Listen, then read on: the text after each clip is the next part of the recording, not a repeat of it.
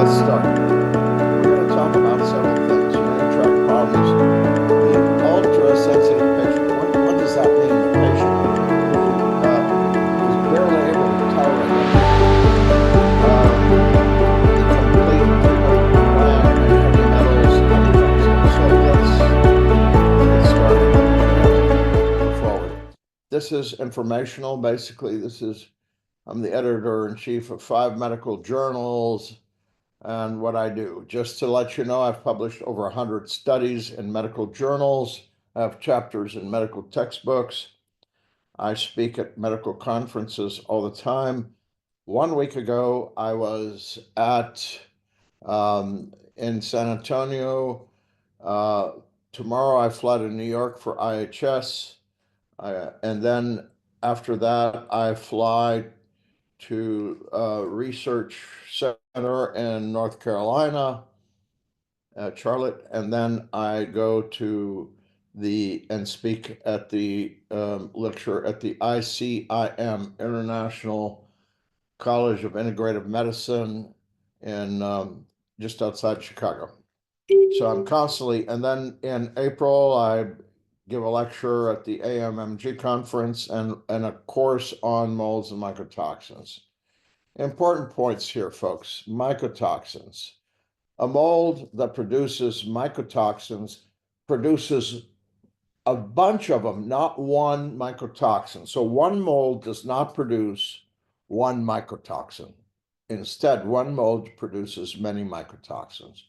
And if a mold that's known to produce mycotoxins is present in a home or a building, then the mycotoxins it produces are there as well. And the spores of these molds contain the mycotoxins, not the mold. Okay, molds are from the plant kingdom. Just like a plant makes seeds, molds make spores. And these spores carry mycotoxins.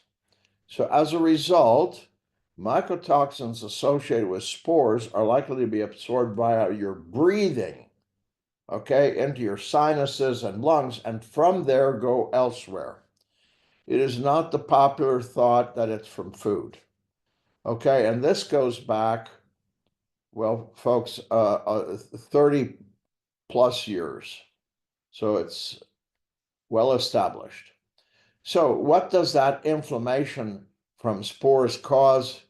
Pulmonary problems, cancer, cardiovascular disease, Alzheimer, etc., diabetes, autoimmune disease, arthritis, so forth and so on. All these are caused by spores from toxic molds. Remember, the word mold and fungi is the same thing. It's like saying car and automobile. Okay? So, what are sometimes the frequent misdiagnosis? Patients are misdiagnosed and they're told they have fibromyalgia, they have chronic fatigue syndrome, they have chronic Lyme disease, their depression is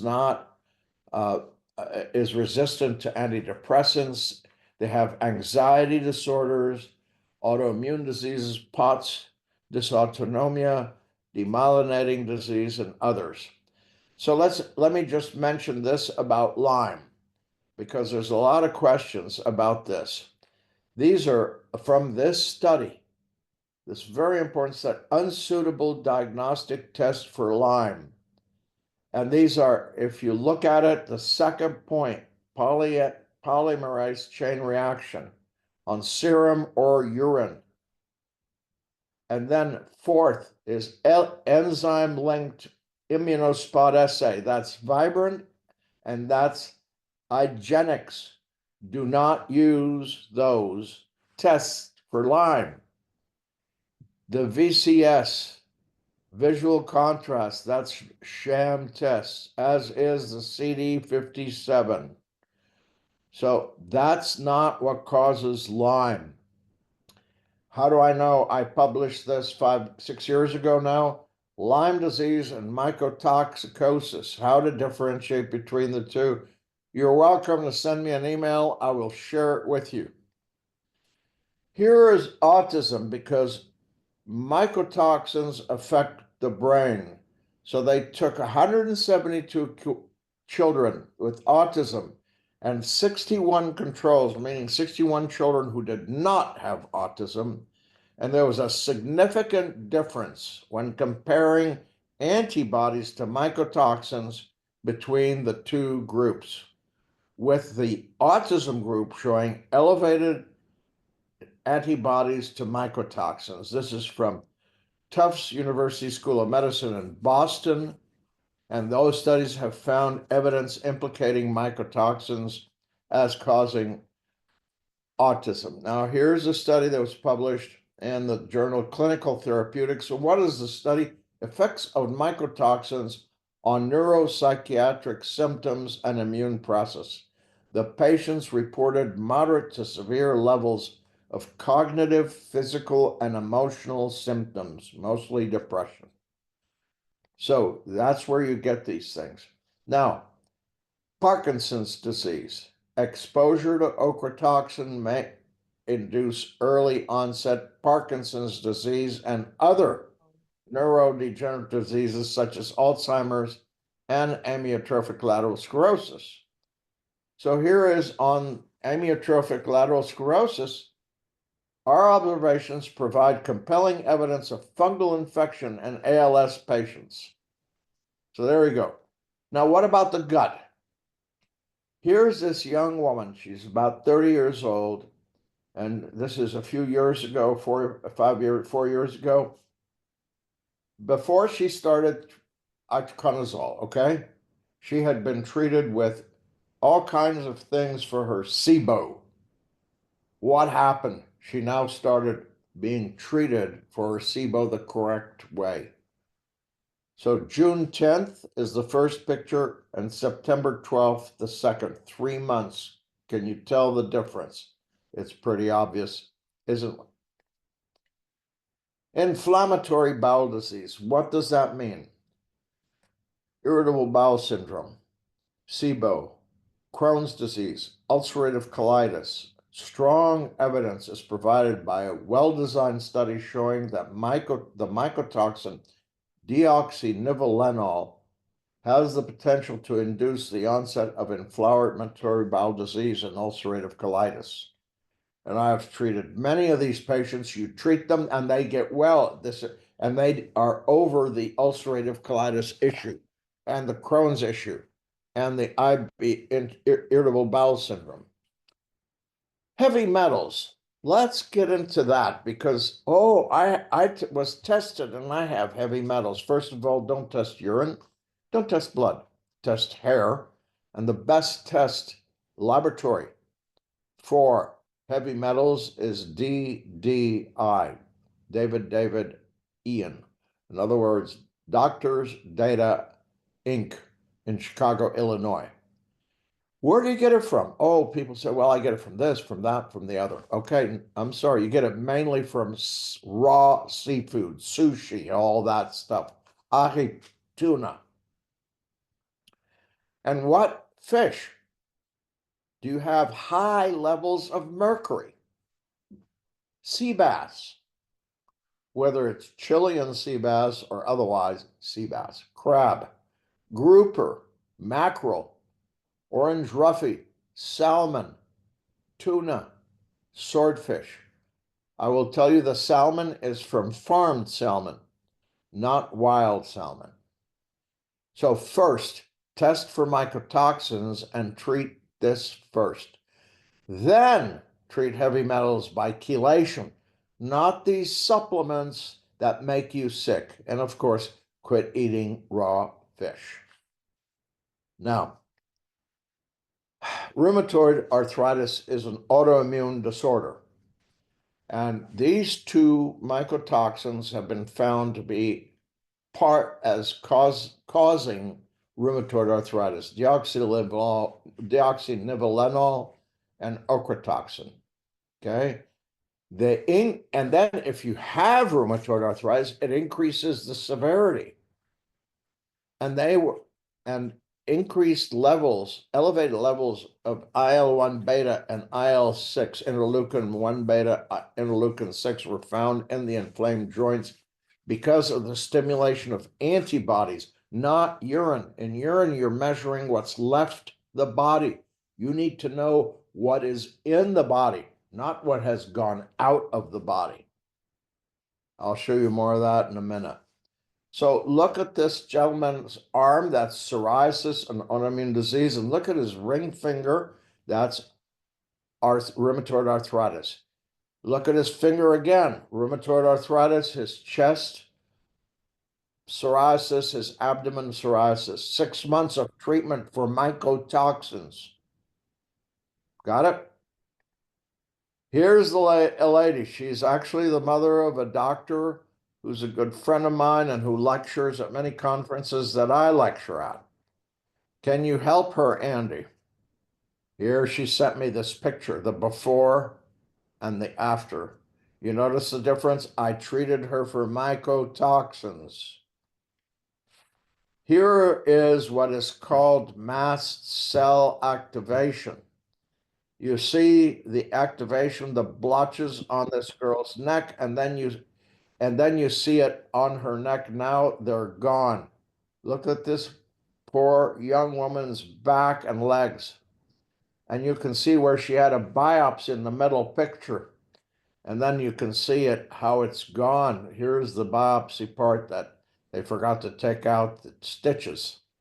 And you can see that's treatment for mycotoxins, not with binders and all that other silly stuff. There's a well-established connection between Hashimoto's, thyroiditis, and mycotoxins. You could see at the bottom where it's published. Millions of people struggle with Hashimoto's, which is an autoimmune thyroid disease. They eat normal amounts of food and exercise regularly, yet keep gaining weight. Their thyroid levels are difficult to treat.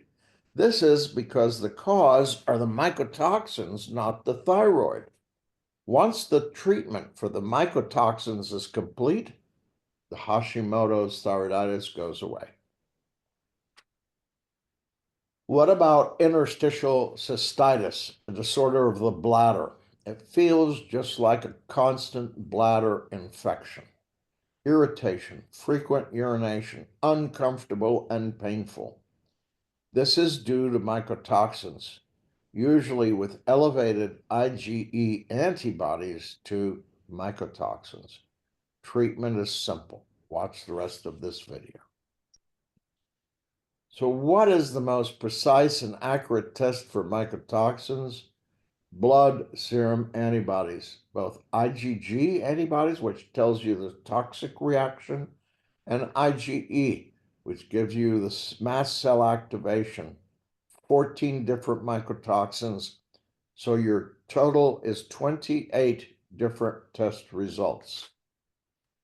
Well, what do they say about this in published studies when they compared urine and blood? So this is the blood test, the ELISA method that's used by MyMycoLab. It says it comes with significant accuracy, precision, and specificity. It was published in the journal Toxins. Now, what does it say about urine? The variability of mycotoxins concentration in urine and its volume based on daily intake demands urine sampling at different time points during the day. You don't just do one, you have to do several every day. And then the inter-individual comparison of mycotoxins is challenging because various factors, such as what is your gender? Are you male or female? How old are you? What is your diet? What is your muscle mass? And these can influence creatinine secretion, which is what the urine test is based on. And frankly, don't measure what's left the body, measure what's in the body. Now, what about treatment? First and foremost, the first rule of toxicology: get the patient away from the toxin or the toxin away from the patient. It's that simple. A person's health cannot be restored if they continue to be exposed to molds and mycotoxins. No treatment will work under those conditions. The right supplements at the right doses.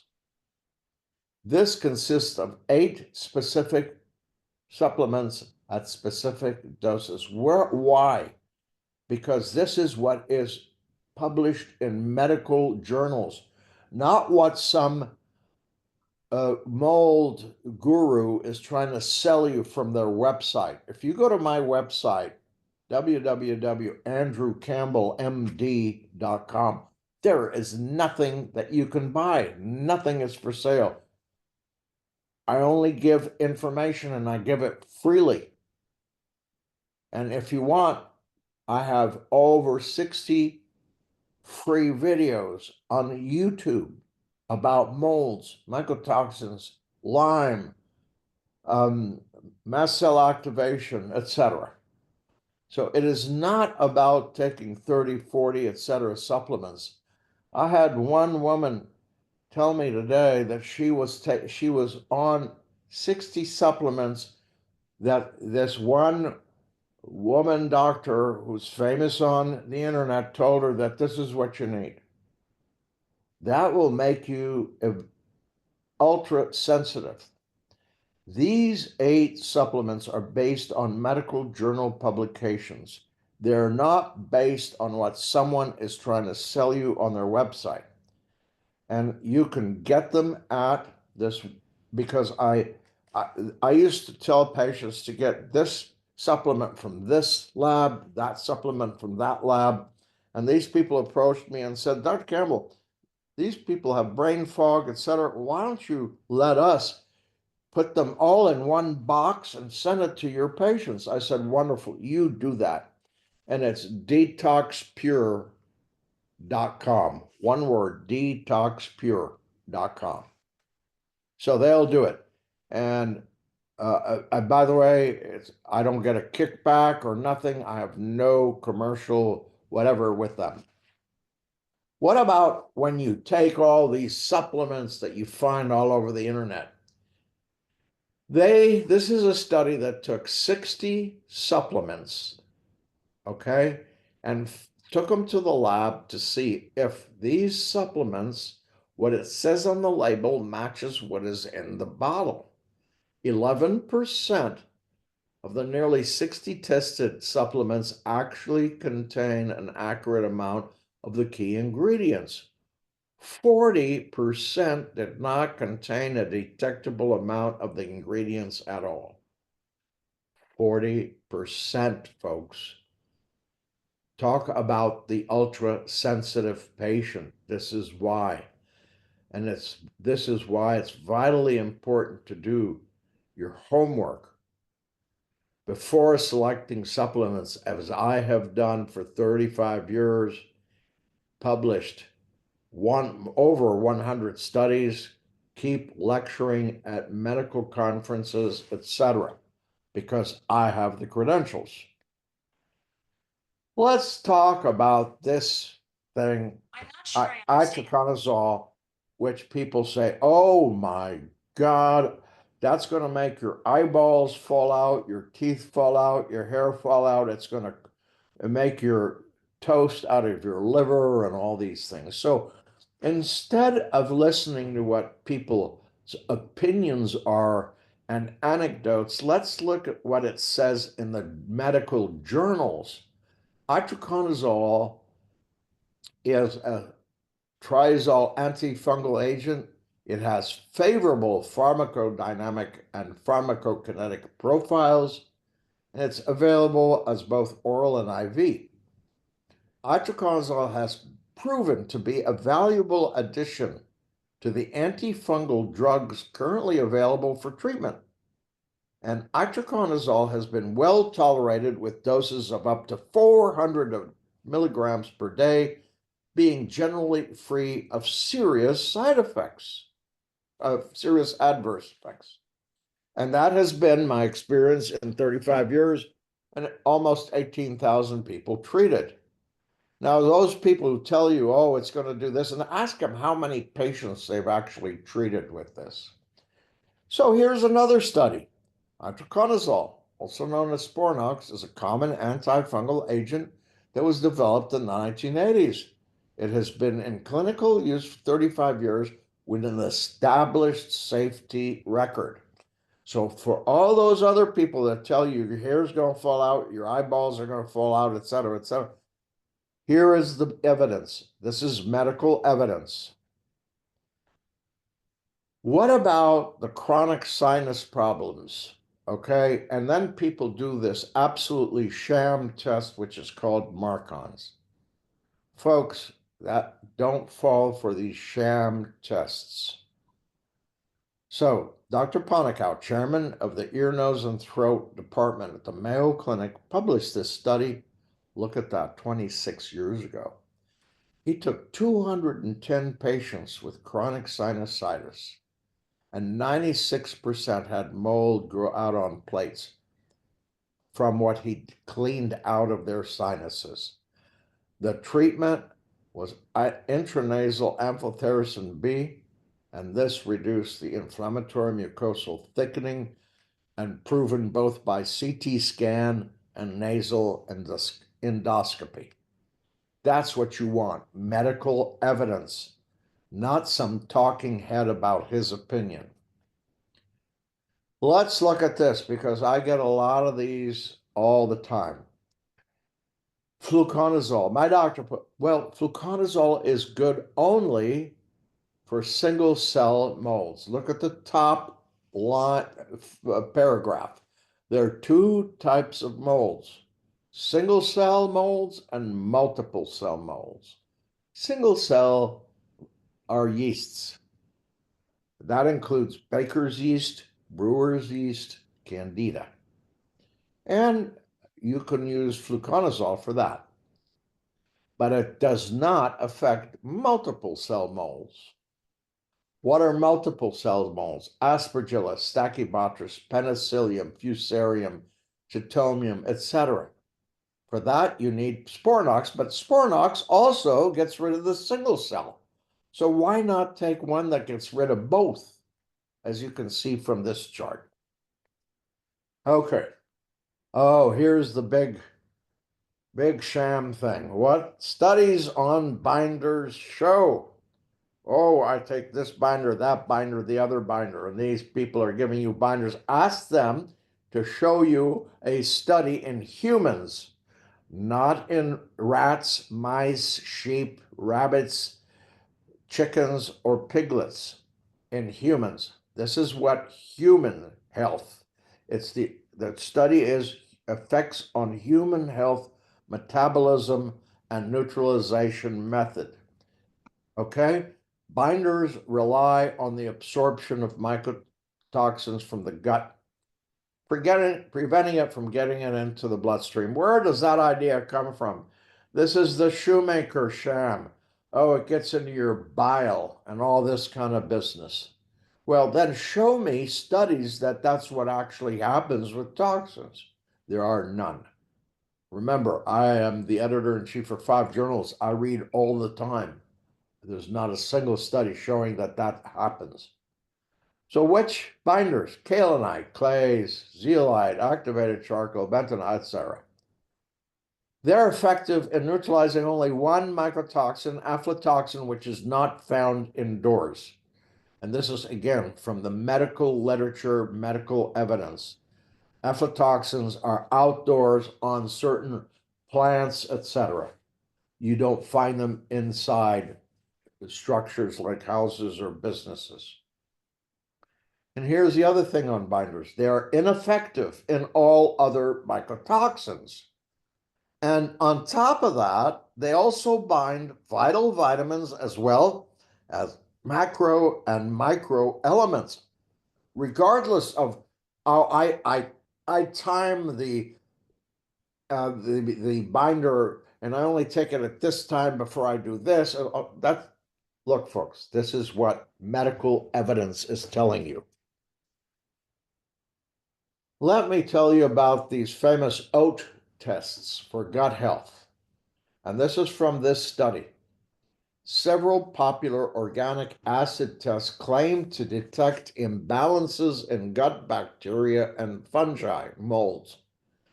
But most of the microbial markers on these tests do not measure what they claim. It's another sham test, okay? So don't fall for these sham tests, the oat test. Look for body burden of chemicals, not chemicals coming out of the urine. So mycotoxin antibodies, not mycotoxins in urine. If you want more information, email me. And if you want a copy of the patient questionnaire and this study that was published with Dr. Weinstock, who's a gastrointestinal specialist, mold, mycotoxins, the brain, the gut, and misconceptions, please feel free to email me. And in 1 week, we're going to give you a webinar on the latest publications on molds and mycotoxins, new information on testing and treatment. So, having said that, let me see what questions you may have, and please feel free to ask me questions and in the chat about anything you like, as long as it's medical.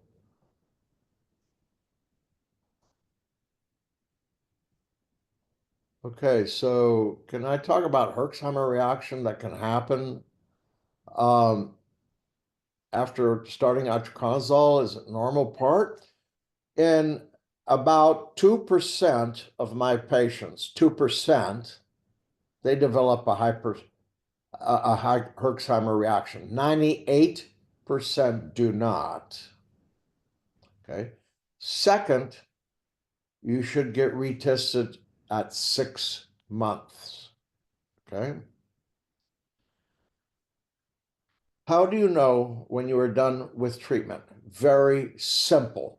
It's a question. How do you feel? Oh, I feel well. I've treated 18,000 people, folks. I've heard every kind of story. Okay? I've heard young people, older people, children, families affected by this. It's bad. Okay? And can you take a non-steroidal anti-inflammatory? No. If you want, go to my website, andrewcampbellmd.com, and watch the videos. Okay? Are there any red flags to watch for with children in particular? No.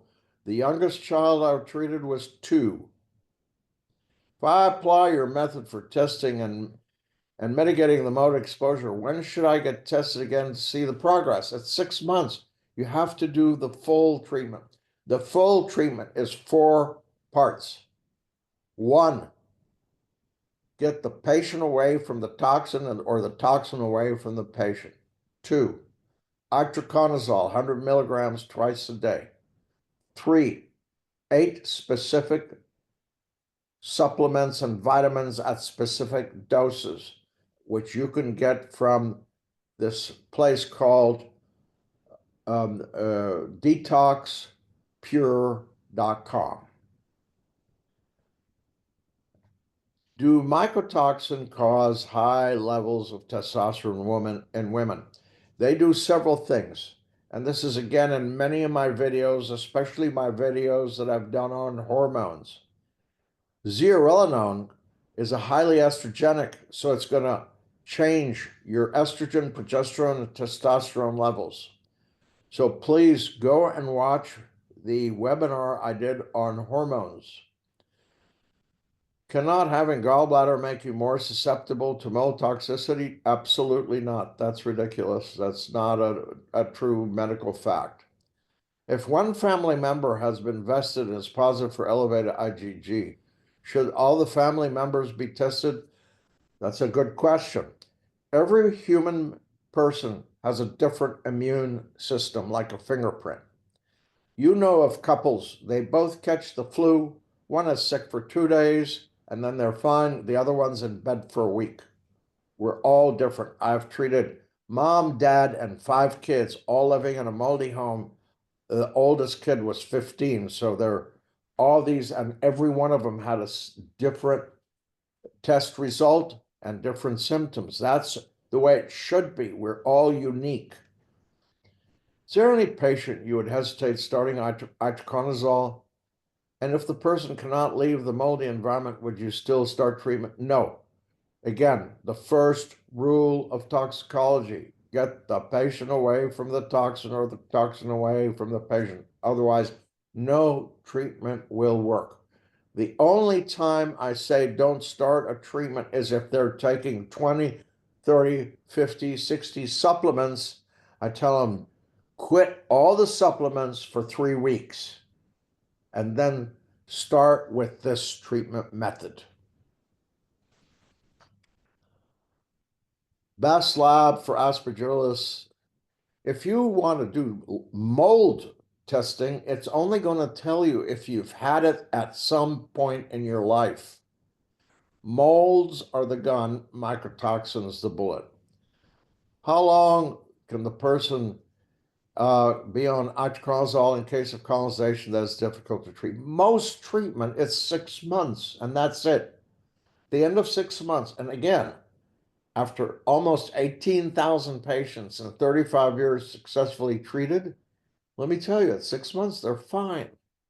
Can you explain the difference between IgE and IgE? If there's a debate in the Facebook, oh, of course there's debate on all the social media, which is based on opinion and anecdotes.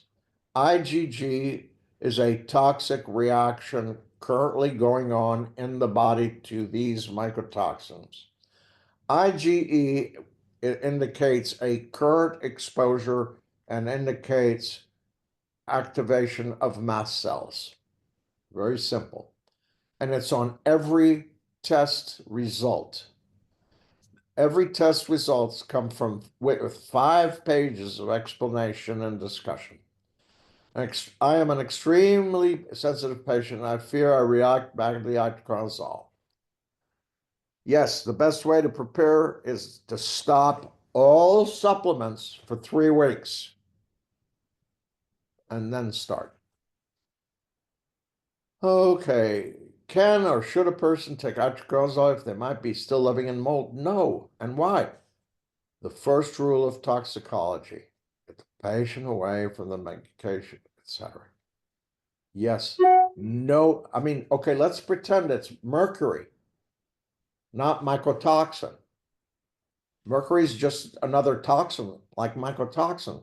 So while you're being exposed to mercury and you want to start treatment for mercury, well, what goes in comes right back. What goes out comes right back in. It doesn't work. I'm halfway into my mold protocol.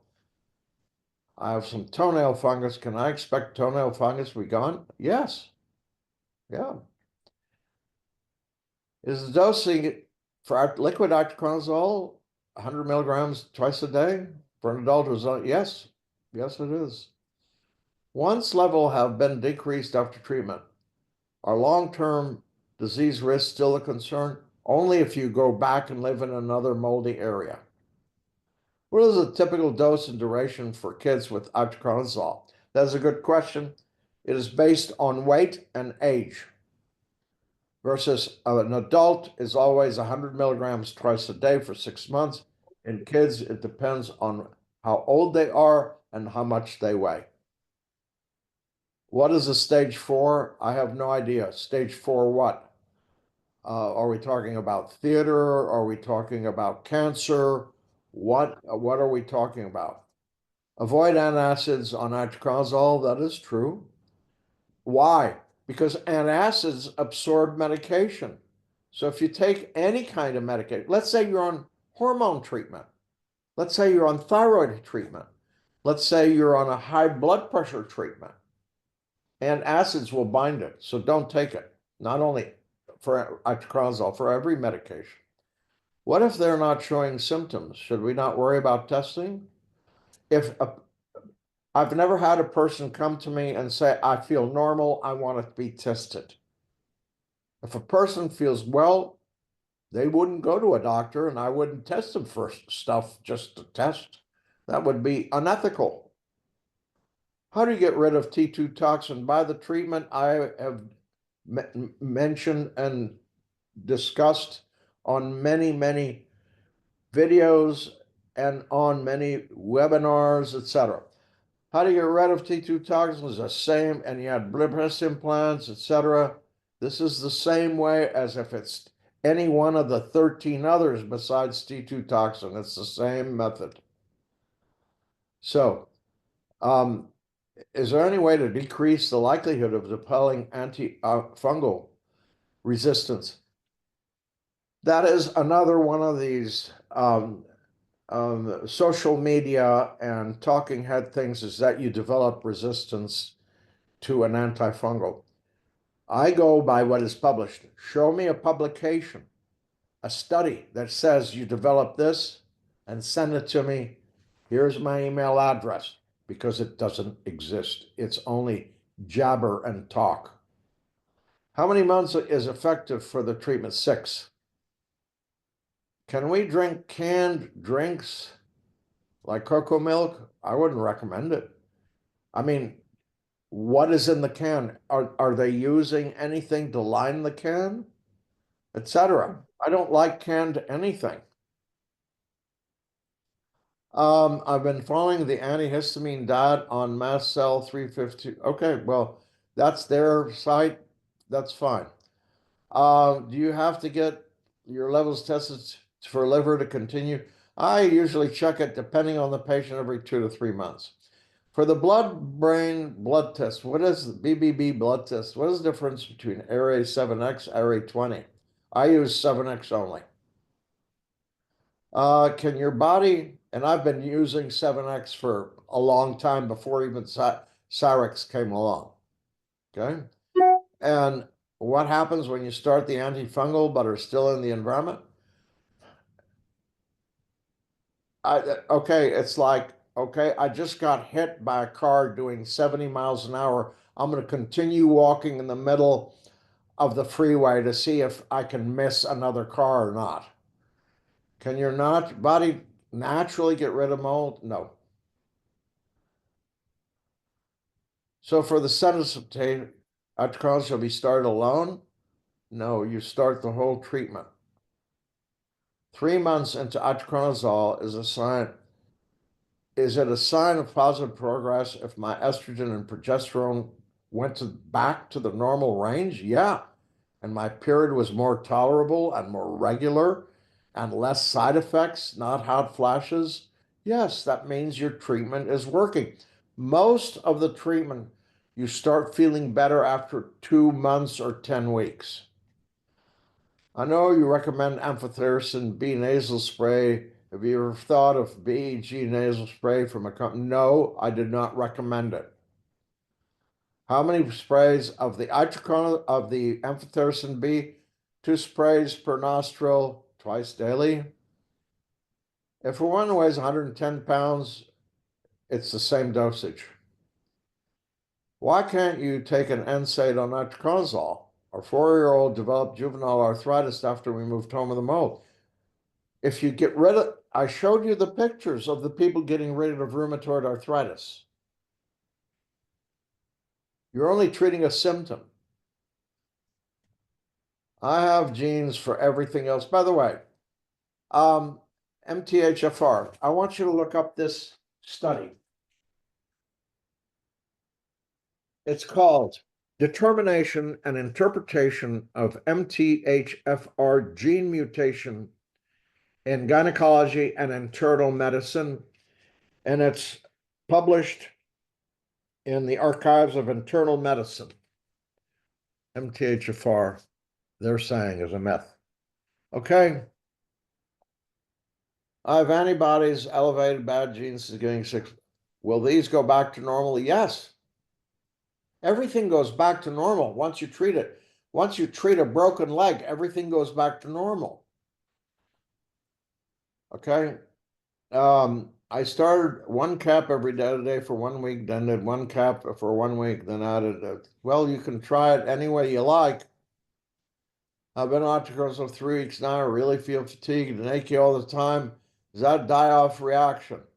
Well, what else are you taking? Are you taking the right supplements? Are you on an anti-inflammatory diet?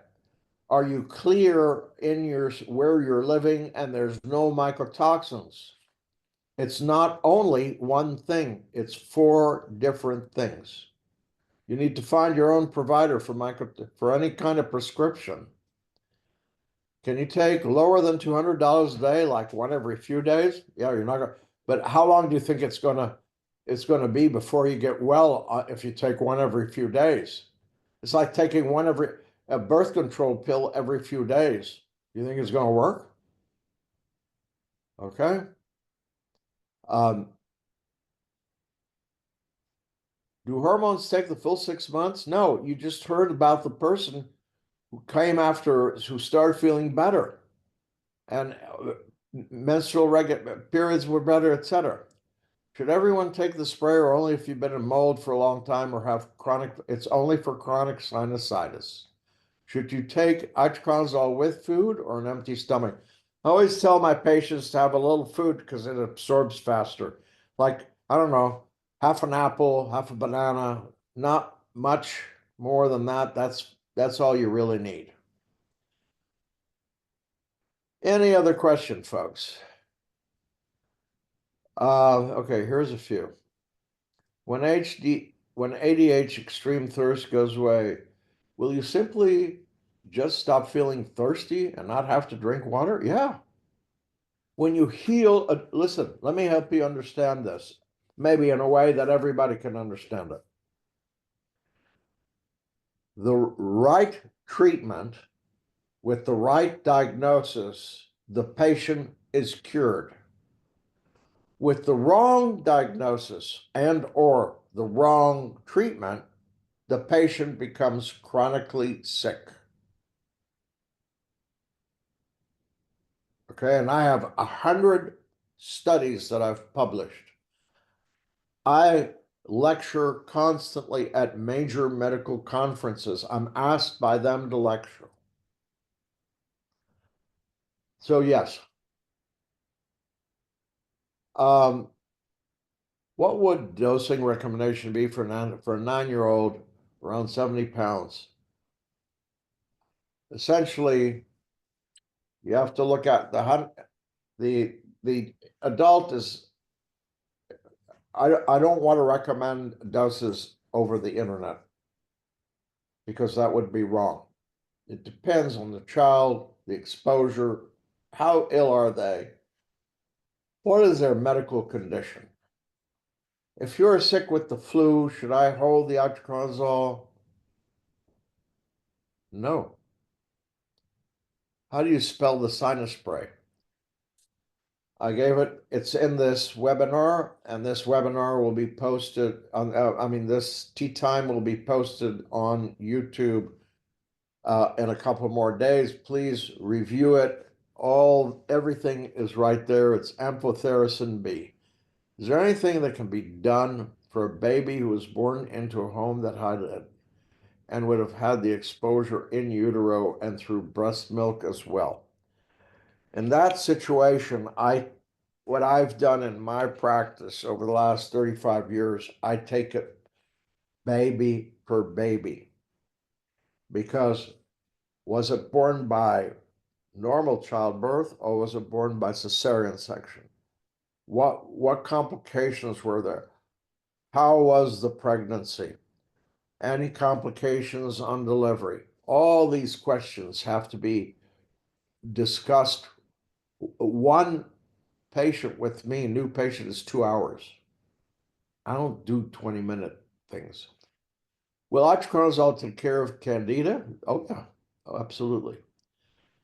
Posaconazole has less side effects. I don't use posaconazole. I only use itraconazole or Sporanox, which is the name brand.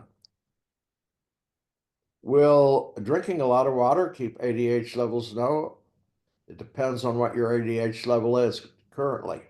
Is there any correlation between mold toxicity and chronic UTIs? I just discussed it in this tea time.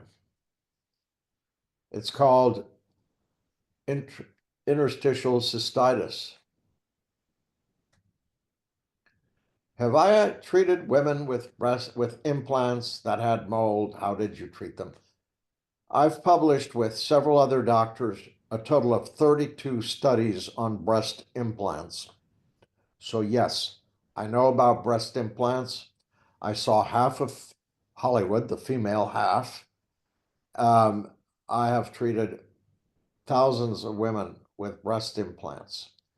It is too long to discuss it here. Please go to my website, andrewcampbellmd.com, and click on media and watch my breast implant videos. I also lectured at the Breast Implant International Congress this past October, and I'm been the same thing again in an upcoming international conference on breast implants next month in March. I asked for a blood test for allergy foods, and it was IgG and IgE. My doctor said I had a gluten allergy because it was high. Is that mold instead? Is the same test? No, it is very different. Is tinnitus being caused by the inflammation? Yes. I published a study on how it affects the acoustic nerve about 25 years ago. Are you still taking new patients? As of 2025, I'm not accepting any new patients at this time. However, if you do the testing at MyMycoLab, you have the opportunity to get a complimentary Zoom call to go over the results. Should you continue all the supplements? That's up to you. A lot of people do because they feel so wonderful again. Hmm. If liver markers are elevated after 3-4 weeks of itraconazole, how do you proceed? First, I check with the patient. Was this person taking a bunch of supplements, like the 20, 30, 50, 60 supplements before? I have her stop everything for 3 weeks and then restart. I applied all the steps of the treatment. I'm out of the mold and still reacted sensitively to even one dose of what did you take before? That's the key because you're adding on to something you did before. Any other questions? We have just a few minutes to go.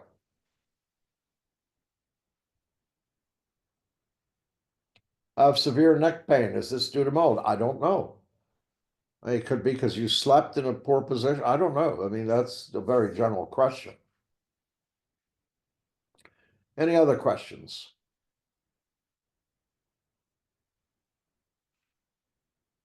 If you treat the mycotoxins, not the mold, the mycotoxins, and everything comes back to normal, so will homocysteine.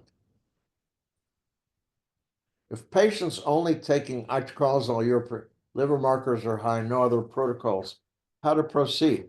What was taken before?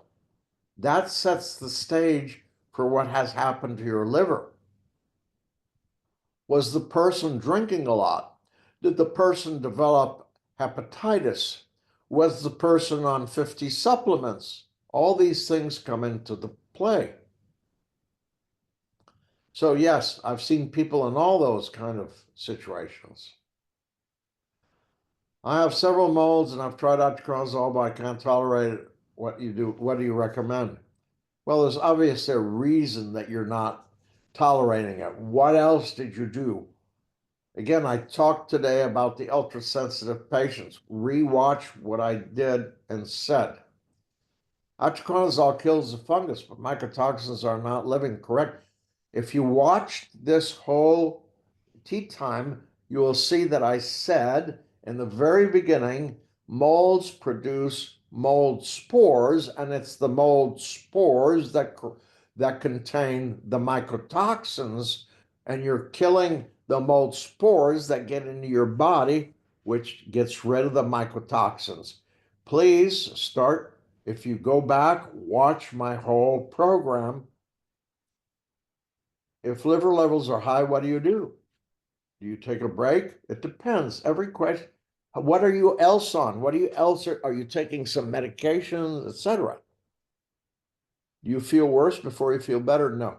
In general, people don't feel anything till about 8 weeks, and then they start feeling better, as you heard before. How do you best support your liver while taking itraconazole? Just the supplements I recommend. That's it. And also, as I said before in this same tea time, you need a low histamine anti-inflammatory nutritional program. Any data on whether mold spores can replicate in the body? No, they cannot. All right, folks, 2 more minutes and that's it. Please don't listen to social media and things. Get the science. It works. Get the medical evidence. Not that somebody said this, somebody said that. Those are opinions, and everyone has an opinion. Okay, so if you were asking about, you must have obviously come in late and not watched this, so please watch the webinar once, I'm sorry, not this webinar, but this tea time once it's posted on YouTube, because this was all discussed in this tea time. How long can mold spores live in the body without intervention? Depends on the body. Can mold be passed from mother to baby? No. Mycotoxins. Okay, again, go to my website, andrewcampbellmd.com. Go and watch my videos. This is discussed in the videos. I think you came in later, as did the person with I. Does charcoal help or bentonite clay? They obviously did not watch this whole tea time because it was discussed. Will there be a Brantley May with you webinar soon? We did two, maybe doing another. I'll be seeing him next month. Yes, mycotoxin, not mold. Mycotoxins make herpes activate. Any other questions, folks? We're going to shut it in a few more seconds. And please, feel free to watch it again because it's not that hard to miss this or that point. And it's all been discussed. Well, should you take Valtrex? That's up to you and your doctor. All righty, folks. Again, next week, this is what we're doing. So please come on, week from today. We'll see you there. Thanks, and have a great, great day, and God bless you all.